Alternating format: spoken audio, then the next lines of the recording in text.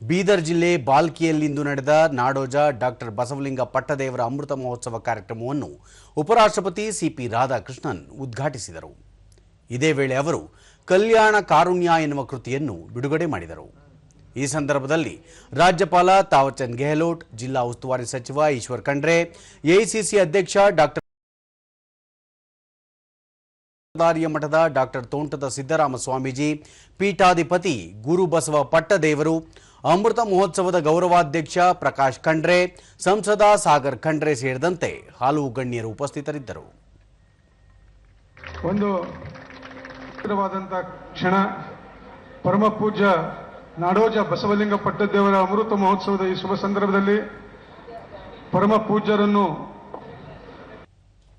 ಸಮಾರಂಭವನ್ನು ಉದ್ದೇಶಿಸಿ ಉಪರಾಷ್ಟ್ರಪತಿ ಬೀದರ್ ಆಧ್ಯಾತ್ಮಿಕ ಚಳವಳಿ ಮತ್ತು ವೈಜ್ಞಾನಿಕತೆಯ ಸಂಗಮ ಸ್ಥಳವಾಗಿದೆ, ಬಸವಣ್ಣನವರ ಕರ್ಮಭೂಮಿಯಾಗಿದೆ. ಪವಿತ್ರ ಕಲ್ಯಾಣ ಭೂಮಿಯಲ್ಲಿ ಬಸವಣ್ಣನವರು ನಡೆಸಿದ್ದ ಅನುಭವ ಮಂಟಪ ವಿಶ್ವದ ಮೊದಲ ಆಧ್ಯಾತ್ಮಿಕ ವೇದಿಕೆಯಾಗಿದೆ. ಅನುಭವ ಮಂಟಪದ ಆದರ್ಶಗಳು ಎಲ್ಲ ತಲೆಮಾರುಗಳಿಗೆ ಪ್ರೇರಣೆಯಾಗಿವೆ ಎಂದು ಹೇಳಿದರು. ನಾಡೋಜ ಡಾಕ್ಟರ್ ಬಸವಲಿಂಗ ಪಟ್ಟದೇವರ ಸ್ವಾಮೀಜಿಗಳು ಕೇವಲ ಆಧ್ಯಾತ್ಮಿಕ ನಾಯಕರಲ್ಲ, ಕರುಣೆ ಮತ್ತು ಸಹಾನುಭೂತಿಯ ಚಿಲುಮೆಯಾಗಿದ್ದಾರೆ. ಅಸಾಮಾನ್ಯ ಮಾನವೀಯ ಕಾರ್ಯದಲ್ಲಿ ತೊಡಗಿದ್ದಾರೆ. ಅನಾಥ ಮಕ್ಕಳ ಕಲ್ಯಾಣ ಅವರ ಜೀವನದ ಧ್ಯೇಯವಾಗಿದೆ. ಅನ್ನ ದಾಸೋಹ, ಅಕ್ಷರ ದಾಸೋಹ ಮತ್ತು ಆರೋಗ್ಯ ದಾಸೋಹದ ಮೂಲಕ ಅಮೂಲ್ಯ ಸೇವೆ ಸಲ್ಲಿಸುತ್ತಿದ್ದಾರೆ. ಶಿಕ್ಷಣದ ಮೂಲಕ ಅನೇಕ ಜನರ ಜೀವನದಲ್ಲಿ ಪರಿವರ್ತನೆ ತಂದಿದ್ದಾರೆ ಎಂದು ತಿಳಿಸಿದರು. ನಮ್ಮ ಪರಂಪರೆಯನ್ನು ಜೀವಂತವಾಗಿರಿಸಿಕೊಂಡು ಅಭಿವೃದ್ಧಿ ಹೊಂದಬೇಕು ಎನ್ನುವುದು ಪ್ರಧಾನಿ ನರೇಂದ್ರ ಮೋದಿಯವರ ದೃಷ್ಟಿಕೋನವಾಗಿದೆ. ಇದು ಕೇವಲ ಹೇಳಿಕೆಯಲ್ಲ, ಪರಂಪರೆಯೊಂದಿಗೆ ಪ್ರಗತಿಯನ್ನು ಸಾಧಿಸುವ ಮಹತ್ತರ ಚಿಂತನೆಯಾಗಿದೆ. ಅಭಿವೃದ್ಧಿ ಎಂದರೆ ಸಾಂಸ್ಕೃತಿಕ ಮತ್ತು ಆಧ್ಯಾತ್ಮಿಕ ಬೇರುಗಳಿಂದ ದೂರವಾಗುವುದು ಎನ್ನುವ ಮನೋಭಾವನೆಗೆ ಪ್ರಧಾನಿಯವರ ಚಿಂತನೆ ಸವಾಲು ಹಾಕಿದೆ ಎಂದರು. ನಾರಿ ಶಕ್ತಿ ಎಂದರೆ ಕೇವಲ ಮಹಿಳೆಯರ ಸಬಲೀಕರಣವಲ್ಲ, ಸಮಾಜದ ಸಬಲೀಕರಣವಾಗಿದೆ.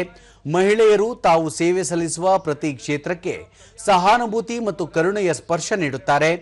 ಎಲ್ಲರಿಗೂ ಸಮಾನತೆಯ ಮತ್ತು ನ್ಯಾಯಬದ್ಧ ಜೀವನ ದೊರೆಯುವಂತಾಗಲು ಕಾರ್ಯಪ್ರವೃತ್ತರಾಗೋಣ ಎಂದು ಉಪರಾಷ್ಟ್ರಪತಿ ಕರೆ ನೀಡಿದರು. Spiritual significance as we gather here today to celebrate the 75th birth anniversary of His Holiness Bhujiya Dr. Basavalinga Pattadevaru Garu. I extend my heartiest congratulations to you, Bhujiya Swamiji. I am told that Swamiji has never celebrated his own birthday, choosing instead of dedicating the day to the welfare of the children under his care. Congress ಅಧ್ಯಕ್ಷ ಮತ್ತು ರಾಜ್ಯಸಭೆಯ ವಿರೋಧ ಪಕ್ಷದ ನಾಯಕ ಮಲ್ಲಿಕಾರ್ಜುನ ಖರ್ಗೆ ಬೀದರ್ ಜಿಲ್ಲೆಯ ಜನರು ಬಸವಣ್ಣನವರ ವಿಚಾರಧಾರೆಯನ್ನು ಇಡೀ ಪ್ರಪಂಚಕ್ಕೆ ತೋರಿಸಿಕೊಟ್ಟರು. ಯಾವುದೇ ವಿಚಾರಧಾರೆ ಬೆಳೆಯಬೇಕಾದರೆ ಆಚಾರ ಮತ್ತು ಪ್ರಚಾರ ತುಂಬಾ ಮುಖ್ಯವಾಗುತ್ತದೆ. ಇದನ್ನು ಅಂಬೇಡ್ಕರ್ ಅವರು ಸಹ ತಿಳಿಸಿಕೊಟ್ಟಿದ್ದಾರೆ.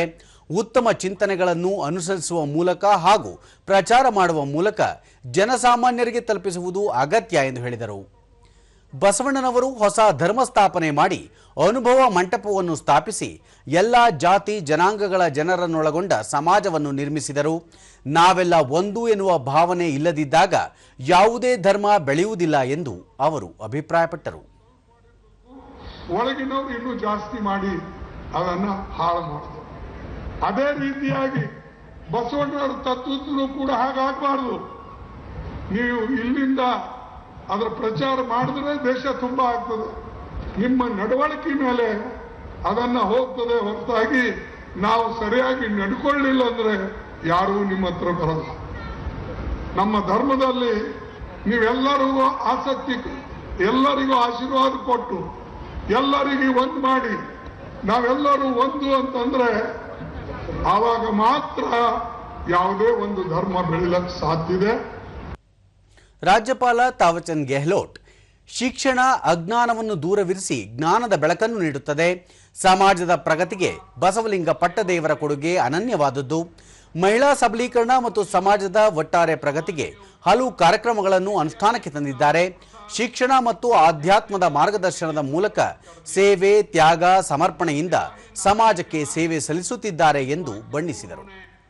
ಕೇವಲ ಕಹಾ ನಹೀ ಬಲ್ಕಿ अपने जीवन में उतार करके हमको सीखने का मौका दिया है. स्वामी जी का व्यक्तित्व बहुआयामी है. वे एक आध्यात्मिक गुरु है जो आत्मा की शांति का मार्ग दिखाते हैं।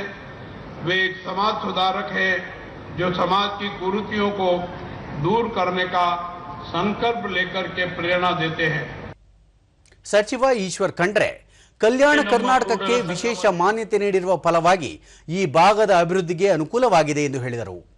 ಬಸವಣ್ಣನವರು ಧರ್ಮದ ಆಡಳಿತದ ಕುರಿತು ತಿಳಿಸಿದ್ದಾರೆ. ಬಸವಣ್ಣನವರ ತತ್ವಗಳನ್ನು ಅನುಸರಿಸಿ ರಾಜ್ಯ ಸರ್ಕಾರ ಕಾರ್ಯನಿರ್ವಹಿಸುತ್ತಿದೆ ಎಂದರು. Do not revile the opponent. This itself is inner purity. This itself is outer purity. This alone is the way to win our Koodala Sangama Deva.